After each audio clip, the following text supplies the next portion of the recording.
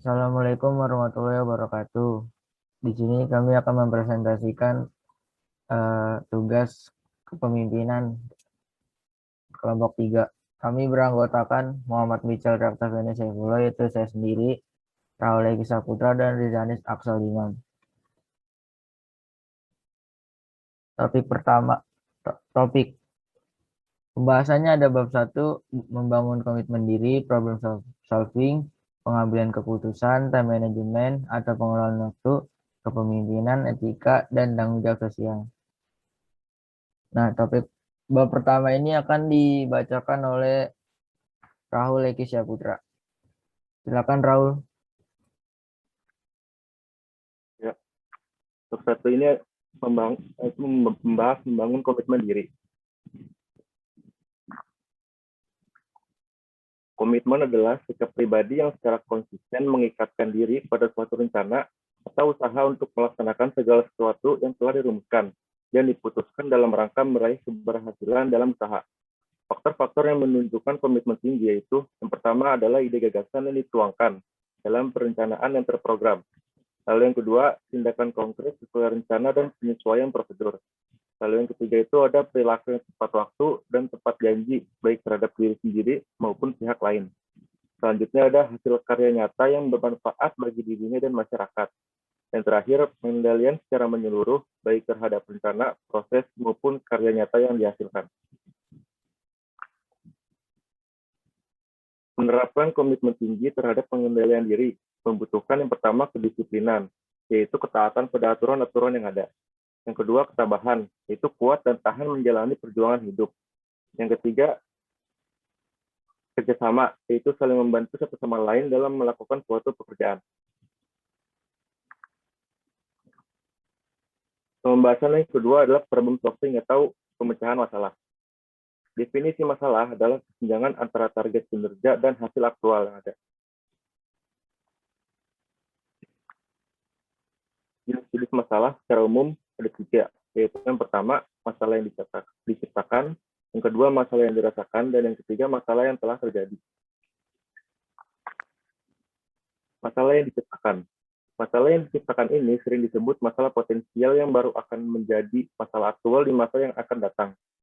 Upaya menyelesaikan masalah ini adalah melalui inovasi kreatif atau peningkatan radikal dramatis secara terus-menerus.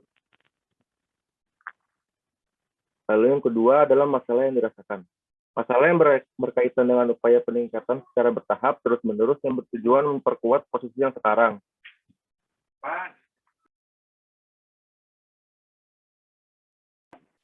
Lalu yang ketiga adalah masalah yang terjadi, yaitu masalah yang telah terjadi, yang berkaitan dengan target-target masa lalu yang tidak tercapai atau deviasi dari standar-standar yang ditetapkan.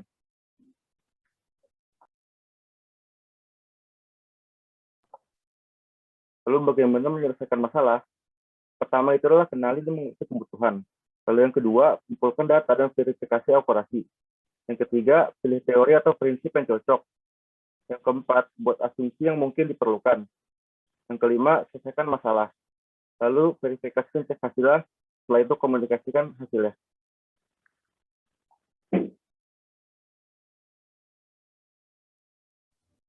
Bab 3 ini akan dibacakan oleh Rizanis. Silakan Rizanis. Baik, saya akan melanjutkan bab 3, pengambilan keputusan. Pengambilan keputusan dapat diartikan sebagai suatu proses pemilihan dari berbagai alternatif sesuai dengan kepentingan-kepentingan tertentu dengan menetapkan suatu pilihan yang dianggap paling menguntungkan. Proses pemilihan ini diawali dengan mengidentifikasi masalah utama yang mempengaruhi tujuan, menganalisis dan memilih berbagai alternatif tersebut, dan mengambil keputusan yang dianggap paling baik. Jenis-jenis keputusan manajemen.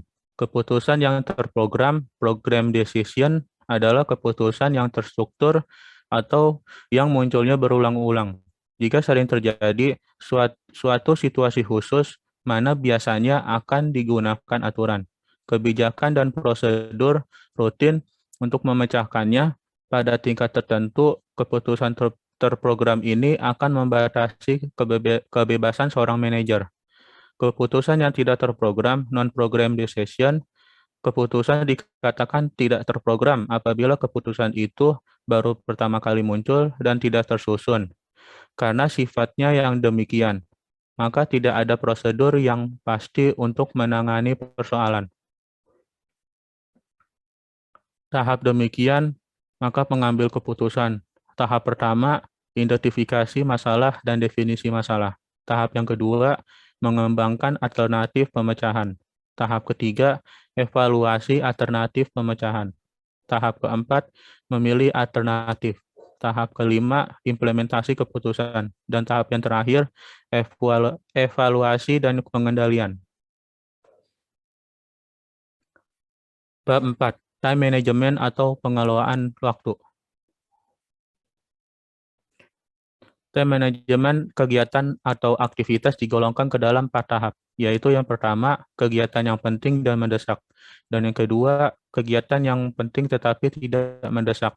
Dan yang ketiga, kegiatan yang mendesak tetapi tidak penting. Dan yang terakhir, kegiatan yang tidak penting tetapi tidak mendesak. Time management pekerjaan dibagi menjadi 4 kelompok, yaitu pekerjaan yang harus dikerjakan, pekerjaan yang sebaiknya dikerjakan, pekerjaan yang menyenangkan untuk dikerjakan, pekerjaan yang tidak atau belum perlu dikerjakan. Gejala-gejala terjadinya pemborosan waktu antara lain, tidak pernah mengalokasikan waktu untuk hal-hal yang sangat penting, menggunakan terlalu banyak waktu untuk hal-hal yang mendesak bukan yang penting, membawa pekerjaan kantor ke rumah, jarang menyelesaikan pekerjaan tepat pada waktunya, mengerjakan pekerjaan yang sebenarnya cukup dikerjakan oleh orang lain, merasa dirinya tidak dapat digantikan oleh orang lain, sering merasa stres dan terburu-buru, suka mengatakan tidak membiarkan orang lain yang mengatur waktu kita.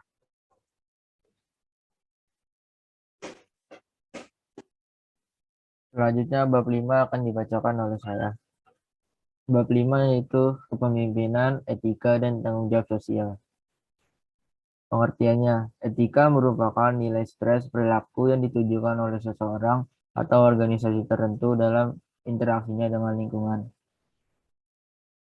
Prinsip stres etika yang pertama ada keindahan atau beauty, yang kedua ada persamaan atau equity, selanjutnya ada kebaikan atau goodness, kebebasan atau liberty, dan terakhir ada kebenaran atau truth. Manfaat nilai etika bagi organisasi yang pertama ada kebersamaan, empati, kepedulian, kedewasaan, orientasi organisasi, dan respect.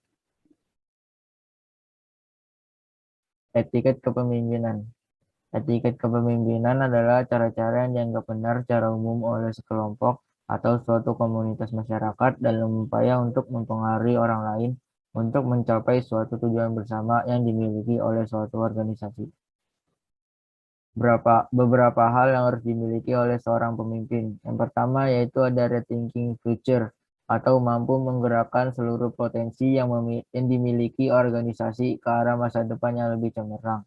Yang kedua ada ethical communication. Pemimpin yang beretika akan menetapkan standar kejujuran untuk setiap bawahan yang dipimpinnya. Dan yang ketiga ada ethical quality. Memiliki tingkat kompetitifnya suatu organisasi seperti produk yang berkualitas, pelayanan pelanggan yang berkualitas, dan pengiriman yang berkualitas. Yang keempat ada ethical collaboration. Pemimpin yang bijak berkolaborasi untuk menciptakan best practice, memecahkan masalah, dan menemukan isu-isu yang sedang dihadapi organisasi. Dan yang terakhir ada ethical succession planning. Pemimpin yang berprinsip memiliki atau menuntut kebutuhan akan pengendalian, ia akan memenuhi kebutuhan tersebut dengan menciptakan standar organisasi dan prosedur operasi untuk kualitas dan komunikasi yang kuat. Sekian dari kelompok kami. Apabila ada kesalahan atau kelebihan mohon dimaafkan. Terima kasih.